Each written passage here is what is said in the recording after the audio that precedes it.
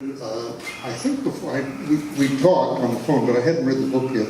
And I haven't read it all now, but I am looking forward very much to finishing it. I'm supposed to be working on my own book, and my editor is coming tomorrow morning, and I won't tell her, but as soon as she leaves on Wednesday, I'm going to turn away from my book and finish reading it. It's absolutely fascinating. I can't stop reading it, and it's very well written.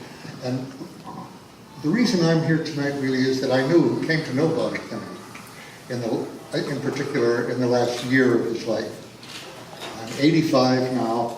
I was 1960, I was 37 when he died. And you were in your teens, I understand. And did you actually ever meet Bobby Kennedy?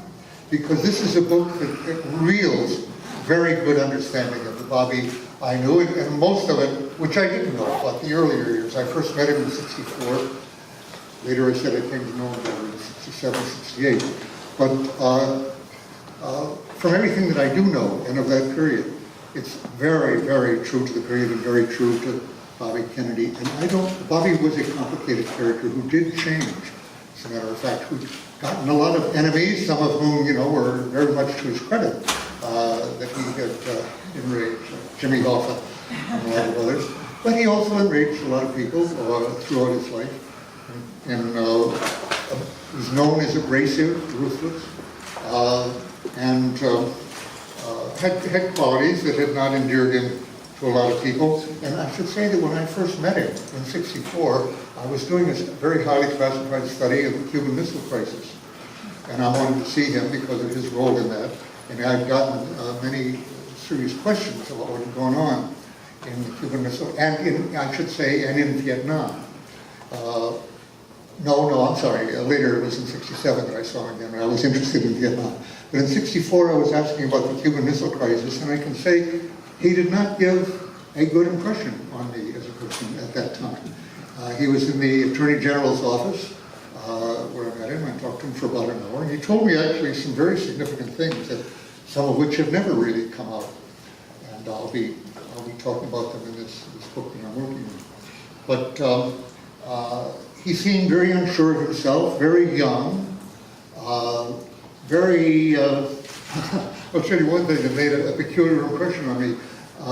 He said at one point, the Cuban Missile Crisis being in October of 1962, and I'm now talking to him in the spring of 1964, just a couple of years later.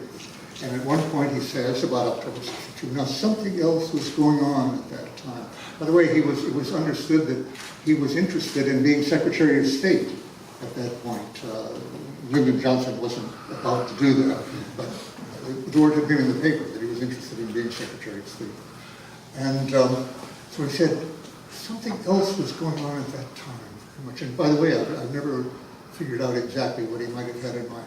But he was thinking about it, he tapped the table and said, when was Vienna, the Vienna summit?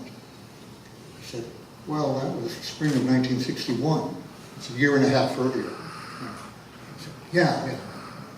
And he went on. I thought, this guy wants to be Secretary of State? That was something wrong by you. Of course, later when I got in the government, I understood something that is impossible to understand beforehand. When you really are operating in the government, it is very taxing to remember what happened 3 days earlier or a week earlier. That's the truth of it. But he did not, as they say, make a really strong impression on me. And although in some ways he already showed quite a bit of humor, at certain points, a dry humor. Okay, 3 years go by. I've been in Vietnam then for 2 years, come back with hepatitis, and I believe we should get out. But I had also been working on this study of the Pentagon Papers, and had arrived at very puzzling things about Bobby. We can talk about his brother, Jack, and their policies at that time. But the reason I'm saying this now is he now made a totally different impression on me.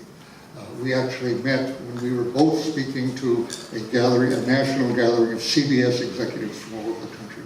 And I gave my pitch, having just come back from Vietnam, about the ineradicable stalemate we were in, the need to get out, the impossibility. But when he spoke, and he was the first person I'd met in Washington who not only had the picture of the need and why we needed to be getting out, but seemed to have a passion about it, and an emotion, and a commitment. I really hadn't encountered that.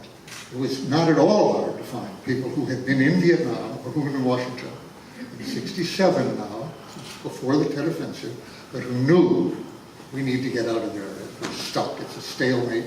It's 6 months before Walter Cronkite says after the Tet Offensive, we are in a stalemate and we must negotiate out. But at this point, it was well known within the government, but not at all outside. And I thought, this is the first person I've heard who seems really committed on this issue and to have a passion about it. Well, I'll sum up this point that I wanted to introduce you by just saying, he came back with me. We went to his office after we'd spoken to CBS because he wanted to ask me more questions, and we had very, very interesting exchange then. And ultimately, in the spring of '68, for reasons we may go into if we have time later, I began to see him for a period almost every day, every other day or so. Saw a lot of him at his home and had dinner. He was so as I say, Larry has brought out this person who had changed unmistakably. He was now a different person. His brother had died.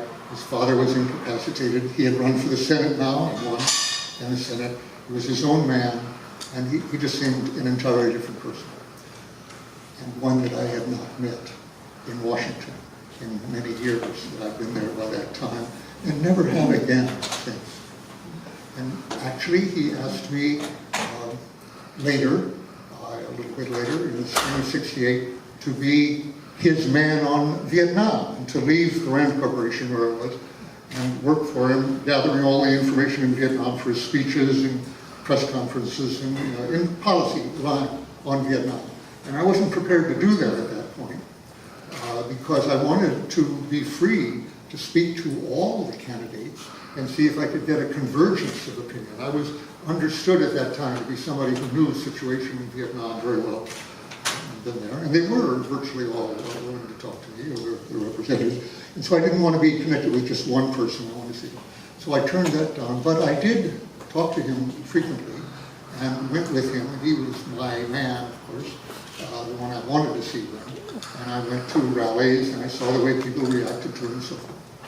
And just to sum up, as I say, and I think Larry brings this out very well, showing the ways in which his earlier traits persisted, in some ways, not in my dealings with him, my dealings, but I heard it. He wasn't, an entirely different person from what he did, but he was very different, as I've said, from the way he had been earlier, and from everybody else in political life I've ever met. And at that point, I had the impression that he was the person who could heal these chasms, these cataclysmic rifts in our society.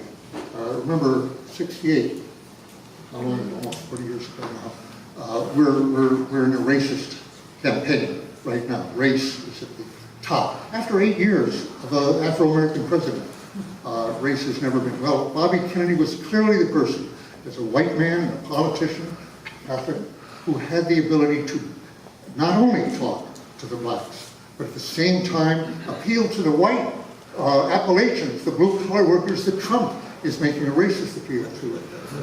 Who else, could bridge that? So I thought, he was clearly going to get us out of Vietnam. The war had 7 years to go at that point, and had he lived and had he been president, which is a big if, but a real possibility, I believe we would have shaved 7 years off that 30-year war. So Vietnam, America, I thought, this is the man who can transform, who can save our country. He was the only politician I've met that I believed had that transformative and unifying capability. And he was the only politician, and I wasn't wrong about that. And he was the only politician I ever loved.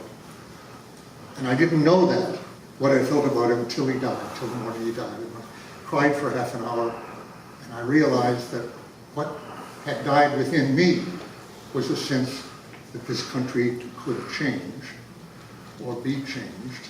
I had at that point a vision. Perhaps there is no way to change this country. And that wasn't an excessive reaction at that point. And I also realized that I loved it. at that point, which I wouldn't have said a week earlier.